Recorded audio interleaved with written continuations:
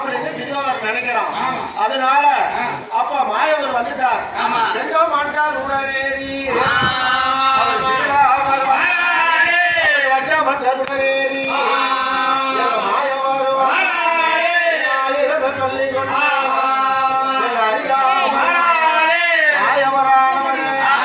மாயவர் வந்ததுனால அந்த அம்மா பேர் என்ன சொல்லி அந்த பச்சை படகதி பால் கொடுத்தோம். உங்க பேர் என்னன்னு மட்டும் என் பேரா கனகஸ்ரீ. சாமி உங்க பேரு சொல்லுடா. அப்ப மாமா பேரும் அதான் கனகஸ்ரீ.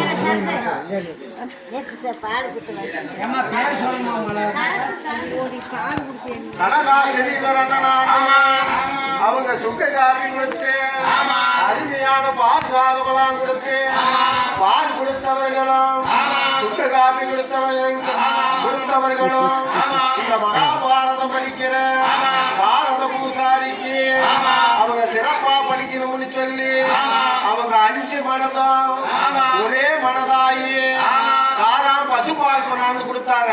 சுக்கு காப்பி கொடுக்கறாங்க. அதனால அவங்க கணவன் மனைவி சிறிய அண்ணனானவரு கூட்டம் கொலை ஐயா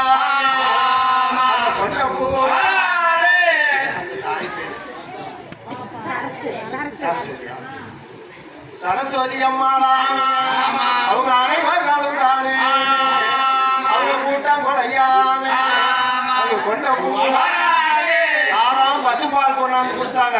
அப்ப மகாவிஷ்ணுவானவரு பொய்கை தண்ணி உருவாக்குறாரு. அப்ப பலா இலையும் உருவாக்குறாரு. கருங்கல் மேல ஆறாம் பசுபாலும் உண்டாக்குறாரு.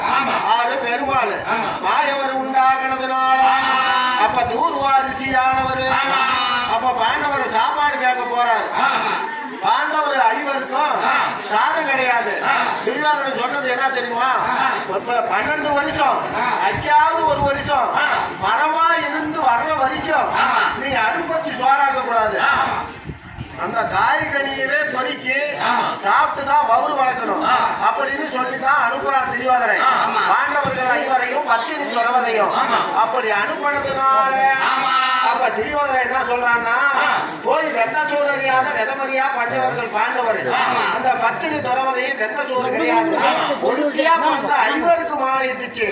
அதனால அவங்கள வனத்திலேயே போய் அழிச்சு தூர்வா ரிஷி அனுப்புறாரு. தூர்வா ரிஷி அனுப்புறதுனால அப்ப போய் எப்படி சாமி நான் போய் அவரை அழிக்கிட்டோம் அப்படின்னு கேட்டாரு.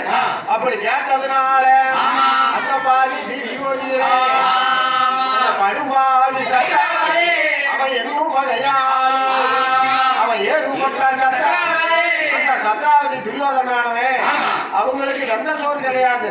வெதமரியா பஞ்சவரே சாமி நல்லா கதையை கேளுங்க. பூசாரி சொல்றாரு, எந்த சோறு அறியாத வெதமரியா பஞ்சவர்களும் அவங்க எப்படியாவது போய் சாதம் கேட்டுனா சோறு போட முடியாது. அதனால காய்கறி மட்டும் பொறுக்கி சாப்பிடுறாங்க. சாப்பிட்டதுனால அப்ப சோறு போடணும்னா அவங்களை கொண்டுட்டு வந்துடு நல்லா முல்லா திச்சு கொடுங்கிறாங்க. அதனால மாயவர் அப்ப வந்துட்டார்.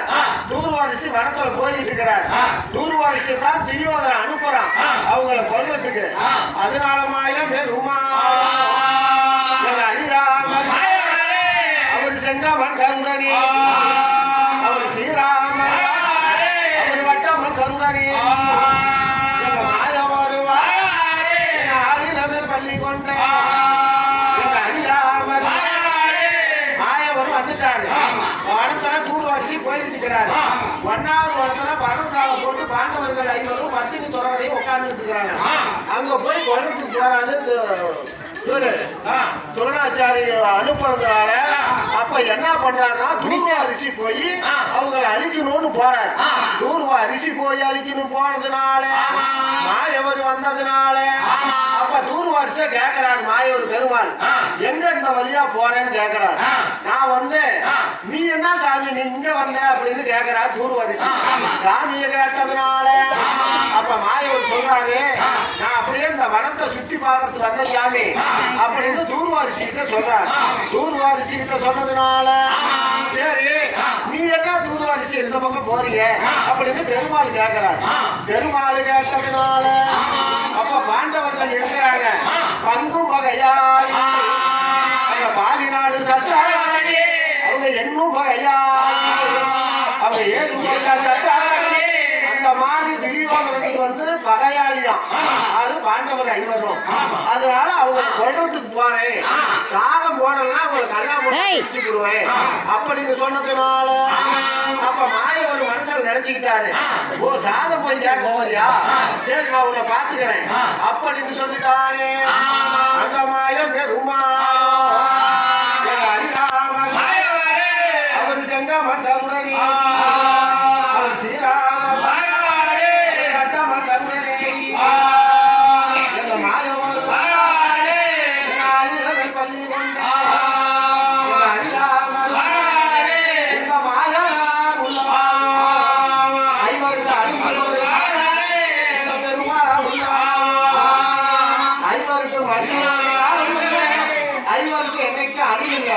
அதனால பெருமாள் வந்துட்டார். தூர்வாரிசியும் பெருமாளும் போக மாயவரும் ஒரு பொய்ய தண்ணி உண்டு பண்ணார். பொய்ய தண்ணி உண்டு பண்ணி தூர்வாரிசி கேட்கிறார், இந்த ஜலம் எதுக்கு உதவும்னு கேட்கிறார். இந்த ஜலத்தை கொண்டாந்து கொடுக்கிறவங்களுக்கு என்னைக்குமே அழிவு கிடையாது, என்னைக்கும் சாவு கிடையாது அப்படின்னு பெருமாளுக்கிட்ட சொல்றாரு தூர்வாரிசி.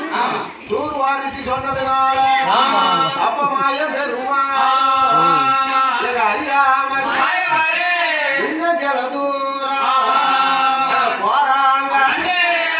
அப்ப மாயவரானவருக்கு அவருக்கு நீட்டிடும் கால்களுக்கு அவர் வண்டியிடும் கால்களுக்கு ஒரு மாகாணம் அவர் சல்லீரத்தை போட்டு அவர் தட்டி வரிஞ்சி